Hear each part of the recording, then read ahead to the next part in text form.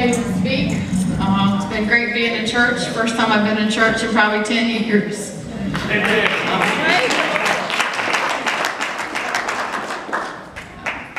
But now I'm going to be a school teacher and a mom. So I asked Mr. Shannon, as I ask wherever I'm asked to speak, what is it you want to hear from me? Because I know my story, but I don't know what it is you want to hear from my story. And he said, well, that's what we do here, is we tell our story. So let me introduce you to my child. Heather was born into a troubled marriage. We've been separated 3 times. And she actually came right in pretty much the end of the marriage. We split up the 3rd and final time when she was only 5 months old. She grew up in a single mom home. We lived with my parents for a while. She was born with 1 ear. Had working in her ear but no outer ear, so later on in her childhood she went through a series of 5 operations. Still couldn't really hear out of that ear, and they said, do you want to do any more? And I looked at Heather. She was about 6th grade, and she said, I'm done. I said, okay, we'll stop. So she knew what it was like to live a life with hard times. She knew what it was like to be poor, because we never had much money. We lived in a trailer park. I taught school. She was often called poor white trash because we lived in a trailer park. And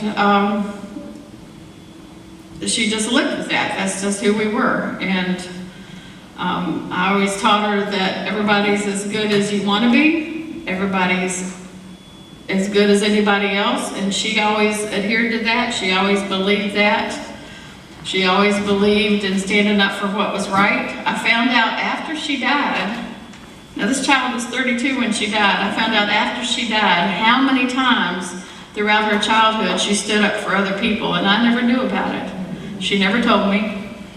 She would stand up for kids on the bus who were treated unfairly. She would stand up for kids in the classroom who were treated unfairly. She ended up in trouble in school a lot. I knew that. I wasn't really sure why, but I just said, you know, if you get in trouble, you face the consequences. And she would. She would never tell me why. The reason was because she was standing up for kids who were getting in trouble with the teachers unfairly. So I'm kind of mixed proud about that. I would rather have channeled her to handle things maybe a different way, but then maybe she wouldn't have been who she was. Heather worked at Miller Law Firm. She was hired by a black man. If you saw the funeral, you met Alfred, who was her boss. And they had this love-hate relationship. One minute she would say, I hate him. Oh, I hate him. He makes me so mad. And then she would talk to me for a few minutes and she'd go, oh, it's okay. And she would do that with him all the time. She worked with a lot of young black girls, mixed girls, white. Her best friend since fourth grade lived nearby, and they were good friends for many years, and I want to say still are, because she has Heather's dog. Her other best friend, Justin, has been in her life since 8th grade, gay, white, has a lot of issues with his family, and he lived with us for a while. Karen lived with us for a while. We took in various kids throughout the years. And then they would go back to their families, and you know, we would try to make things better for people, but that's kind of who Heather and her brother were, and that's how they grew up. And I guess that helped shape who she was. She got mouthy with people quite often, especially me. For those of you who have a strong-willed child, have courage. They do grow up to be likable people. Stay true to your values. They'll turn out.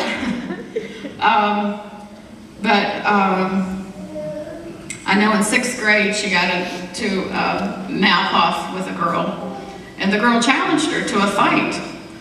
And Heather said, Mom, I'm not a fighter. I don't know what to do. And I said, well, you talked your way into this, you need to go talk your way out of this. And she did, and she and the girl became friends. Since Heather died, the girl is now a friend of mine on Facebook. I mean, that's a long-lasting friendship. So Heather learned that you stand up for what's right, but you mind your words, you think before you speak, and you act on what you believe. So when the KKK came to town the first time, she was working at her second job as a waitress. Her main job was a bankruptcy intake person at Miller Law Firm, but she worked as a waitress at Cafe Couture in Charlottesville. And the actual rally the first time was just 2 blocks down from her house. But she didn't go, and she felt bad about it because she hadn't been able to go. So the next time they came, I wasn't too worried because there had been minor skirmishes before, but you know, the police had handled it, things had gone kind of smoothly. So I was out shopping with my best friend. I was on Facebook that morning, and just generally kind of having a Saturday off, and I got a phone call from her best friend, Justin, and he said, "I think Heather was hit by that car." And I said, "What are you talking about? I don't even know what you're talking about." Long story short, 45-minute drive to the hospital. The hospital keeps telling me, "We don't have a patient by that name." They kept transferring me to the other hospital in Charlottesville, who also kept saying, "We don't have a patient by that name." And it began to dawn on me what was going on. And I said, "Oh Lord, please no." And I got to the hospital and they had it barricaded off and you had to be checked. They needed to be in number 20. I still have that number on my refrigerator. And one lady grabbed me from one side and another lady grabbed me from the other side, and I said, "Who are you?" And they said, "We're social workers." And of course, you know, the lead in my heart. I walked in the room and the detective sitting there, Marissa from her office, who had been with her that day, and Marissa said, "I'm here for you, Miss Susan." I said, "Okay." And I looked at the detective and he said, "Heather was pronounced worst moment in my life as a mother." And all I could think to say after the screaming stopped, because I'll admit I've probably never cried so hard or so loud in my life for about 5 minutes. I said, "Well, I'm proud of how she died and why she died." And that's all I kept saying to the ER doctors. I called family members. I called her father. I called her mother. I called Alfred and Vida. And I said, "Our girl's gone."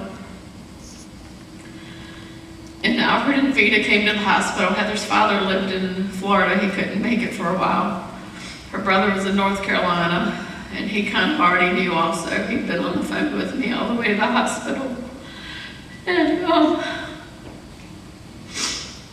we knew our girl was gone, and we thought that was the end of it. So we start planning the funeral, and then there's all these people kept knocking on my door. Now, we live in a little single-wide trailer. I moved into it in '95. It's got a rickety little porch. My husband does has his workshop out on the porch. So we had like a little tub of water where he was doing an electrolysis experiment, and a dead dragonfly floating in it. And people from all over the world are coming up and knocking on my door and interviewing me, wanting to talk to me. And I'm thinking, what in the world? This is just my kid died. It's not that big a deal.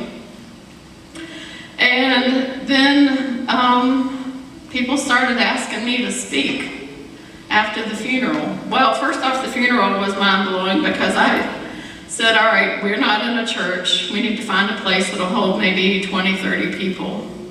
They looked at me at the funeral home and they laughed. They said, "We've got the Paramount." I said, "Why?" They said, "Well, frankly, we have the Paramount, which holds 1,000, and the Jefferson, which holds another, I think close to 1,000, I don't really know. And they're gonna have a big screen TV outside as well." I said, "What?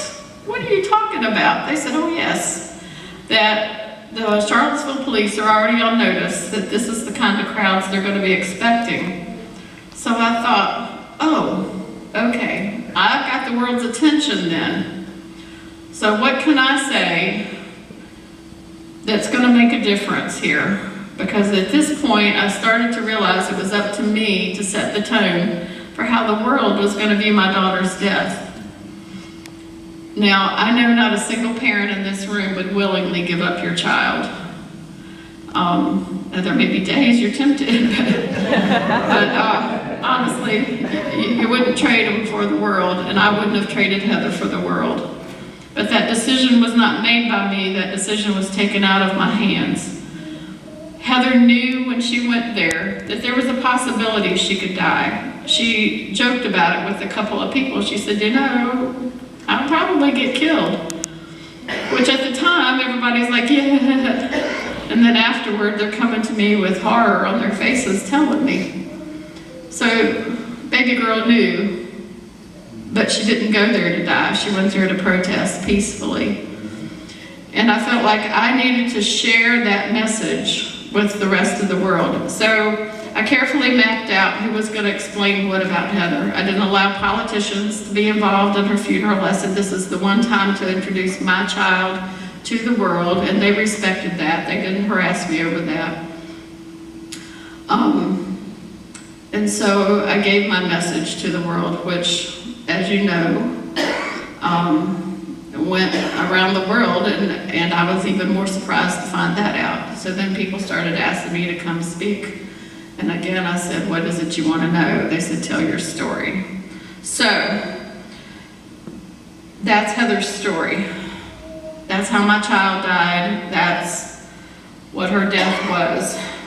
And it started in Charlottesville over the Confederate statues. It started over the constituents of Charlottesville from the African American community finally feeling able to express themselves through their city council members that they were unhappy with the statues. Now, when I had moved to Charlottesville around 30 years ago, I was frankly horrified. We didn't have those in Roanoke, and I was thinking, now, you knew people flew the Confederate flag from time to time, but nobody I knew did. And in Charlottesville, and probably most of the cities around the country, where those statues were placed was placed in affluent black neighborhoods during Jim Crow law times. And so they truly represent hate. They're not about history. They were put there for the purpose of putting a thumb down on people to say, this is us letting you know that we're still over you, we're still in charge of you, and there's not really a single thing you can do about it. So, you would think that with the death of that one person, that would be the end of it, but it's not, of course.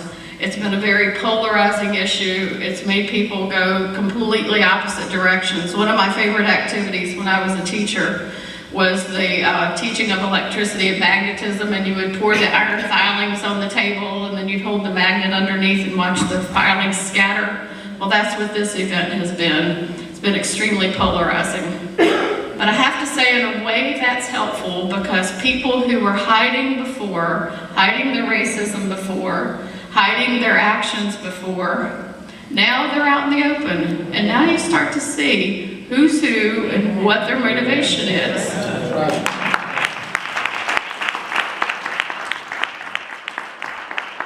Until you can recognize what's going on, you can't really deal with it. You know it's there. You're aware of it, you feel the effects of it, but you can't put your finger on it. Well, now you can.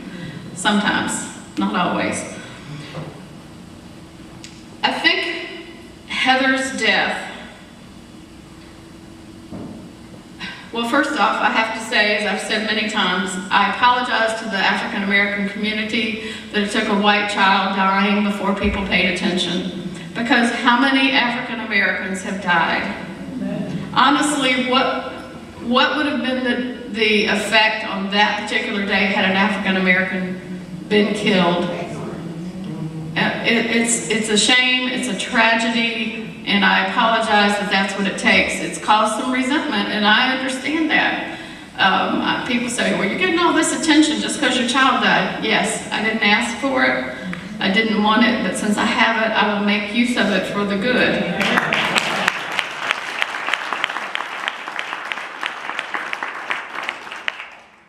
The response around the world was almost instantaneous. Within 3 days, I was getting letters, I was getting paintings, I was getting poems, I was getting banners signed by marches and vigils around the world.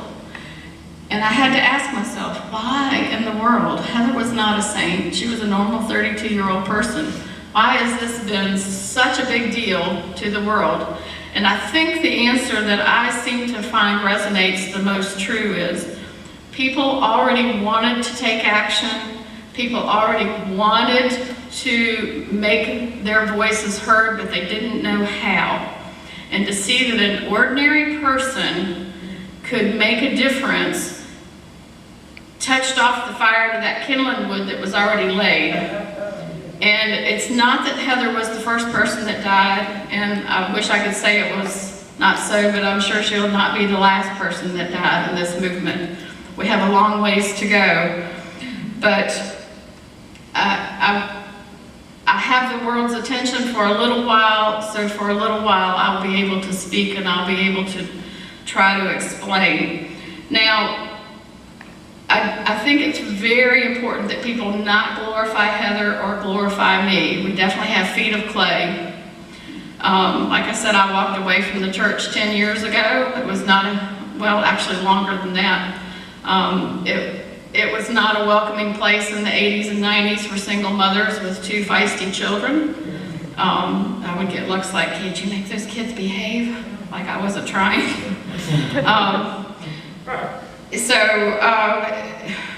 You know, we have feet of clay. We're not saints. We're normal people. But there are 4 basic pillars that Heather lived her life by that I would like to share with you today, that I think you can take away from this today. And I don't know how many of you've heard the phrase that she adopted, which was, if you're not outraged, you're not paying attention. Now, she didn't create that phrase. Actually, we can't figure out who did. The author seems to be unknown. And it's been around for a while, but she adopted it as her own. And let me explain exactly what that means to you. Step 1, be aware. You need to know what's going on in the world. You need to understand the history of things. You need to understand when there's not a cute little statue of a man on a horse, but understand what that statue represents, why that statue was put there, why there is systematic racism, why people resent things that are happening. You need to pay attention. You need to be aware of what's going on. And a lot of people stop right there. And then they throw up their hands and they say, I can't do anything about it. Who am I? Okay. Step 2 is be outraged. Now, outraged can be anger, but anger does not have to be violent. That's what people don't get. Anger can be a motivating force. Anger means I feel passionate about this, so I'm gonna go get busy, I'm gonna go get involved. Okay, step 3, be involved. Look for what positive, non-violent thing you could do, and guess what? You can all vote. You can vote. But there's more you can do. Voting is an obligation as an American citizen, okay? If you're not voting, Heather chose not to vote this last election because she was a big Bernie supporter, and when he didn't get it, she didn't vote, and then she came to me horrified afterward. Well, yes, as it was pointed out earlier, where were those protesters on election day? So don't be one of those, be somebody who gets out and votes. Look for non-violent ways you can be involved. Maybe you can help in a soup kitchen. Maybe you can help out in your local church. Maybe you can volunteer at your local school, but look for a positive, non-violent way to strengthen your community, to strengthen yourself, and to encourage other people coming along. And lastly, be accountable. Be answerable to yourself, to your neighbor, and to God. Be able to say, I did all that I could do. I have no regrets as a parent in raising my kids. I used to.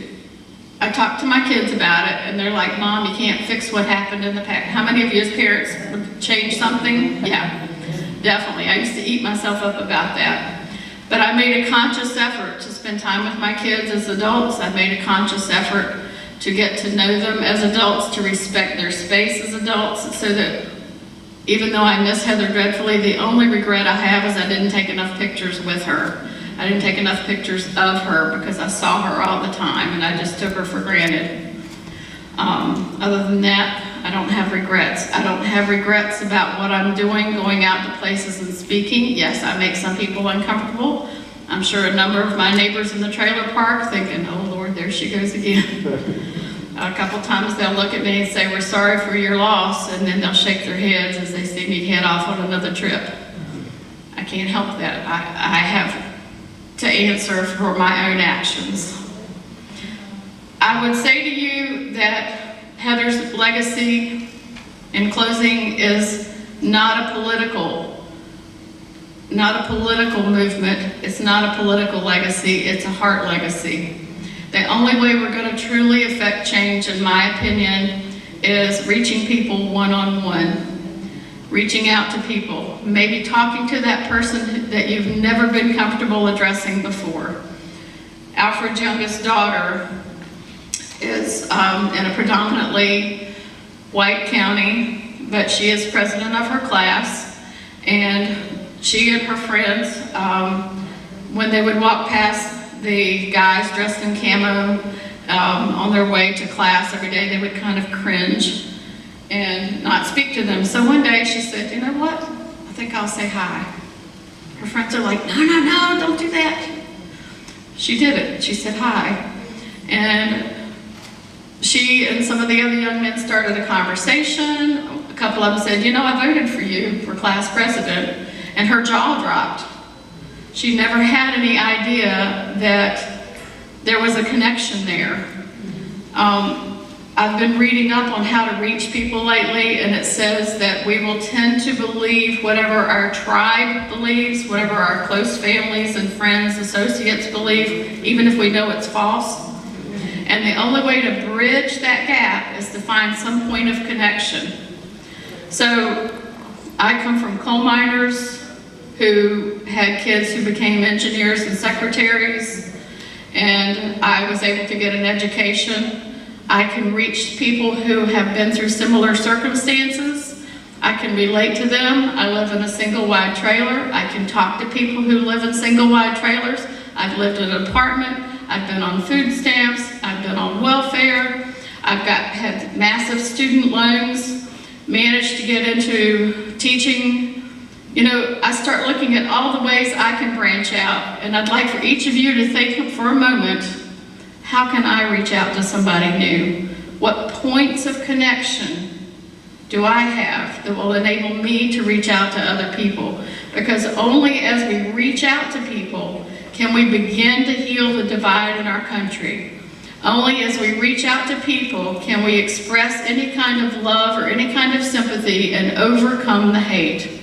The hate thrives on isolation, the hate thrives on ignorance, and only as we start to expand and reach out to others can we hope to overcome that. And to me, if you take that away today, that's Heather's legacy.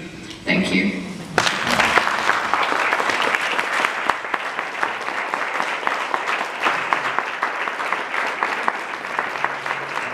Come on, you all can do better than that.